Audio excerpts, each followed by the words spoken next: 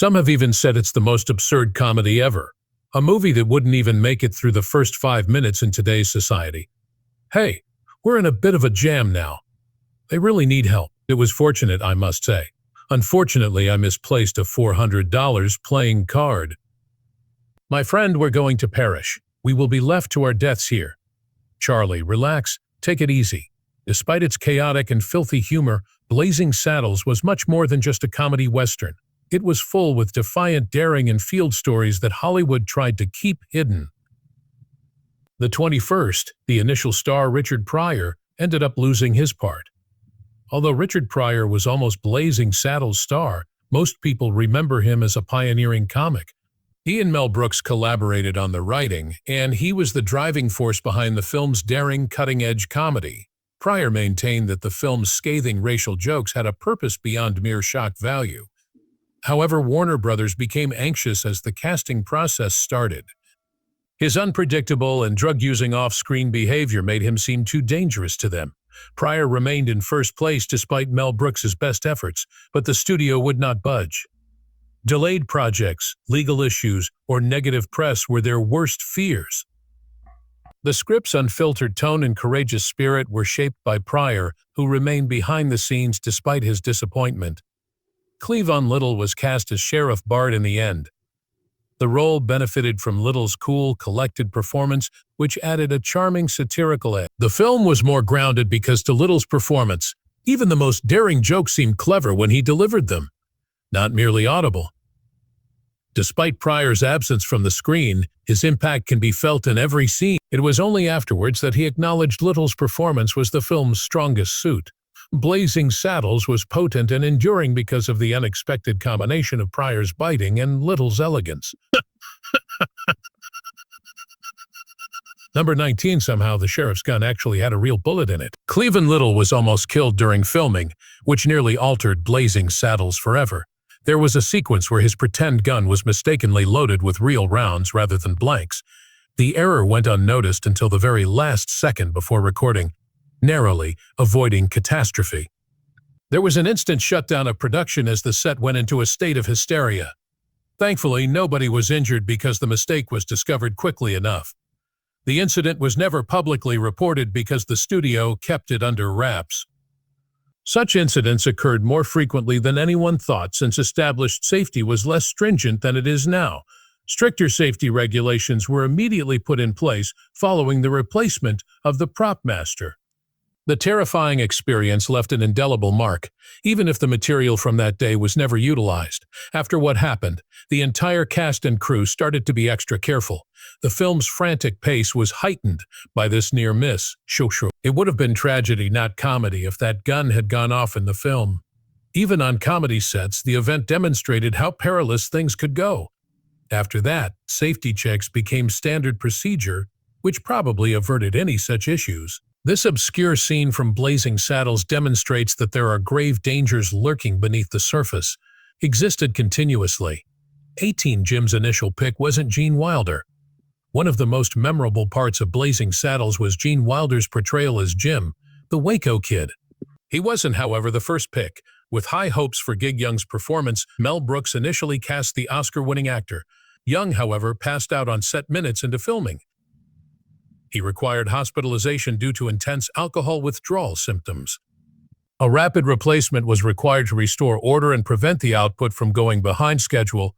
After hearing that Gene Wilder had been considered for another part, Brooks quickly contacted him and pleaded with him to come in. Within a day of reading the script on the plane, Wilder arrived. He assumed the role with ease, even though he had little time to prepare. His easygoing demeanor and relaxed expression made him a charming and carefree figure. The film's noisier, more chaotic parts were better balanced by that adjustment.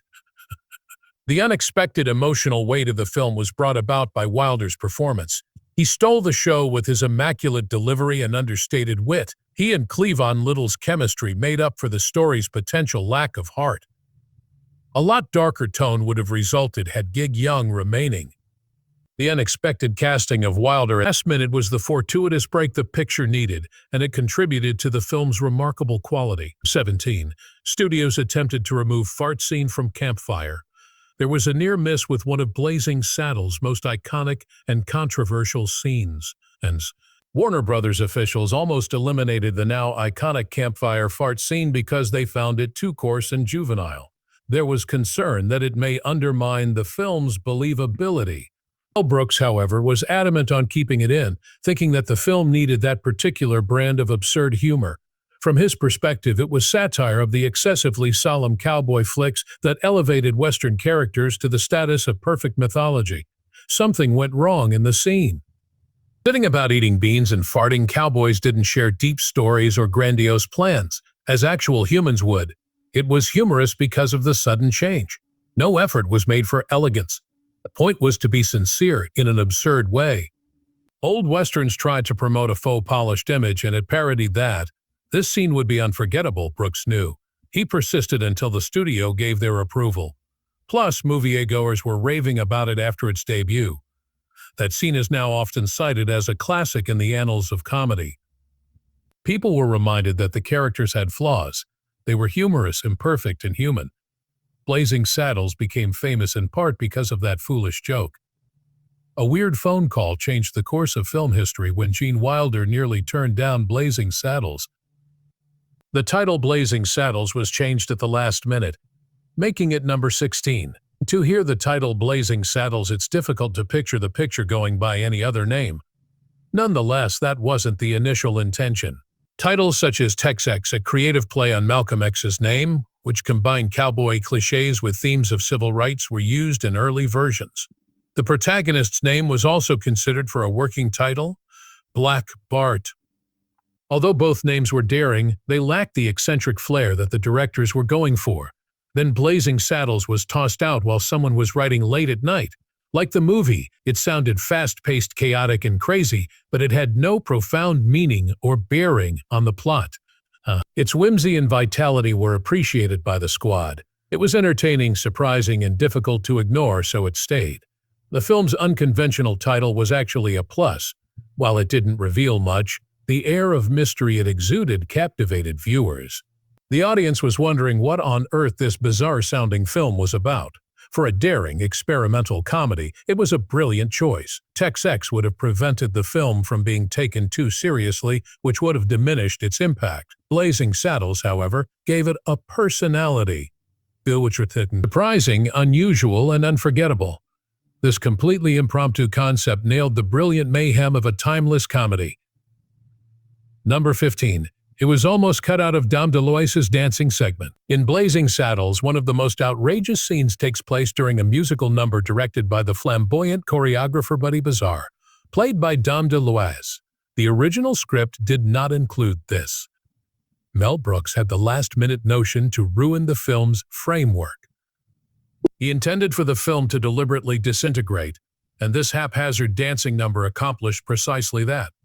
It was loud, campy, and unforgettable thanks to DeLuise's full Broadway flair. It was despised by studio executives. They felt it had an excessive amount of homosexual overtones and was too strange and disorganized. It was even pressed to be cut by some censors. Knowing that the film's uniqueness lay in its absurdity, Brooks sought to retain it.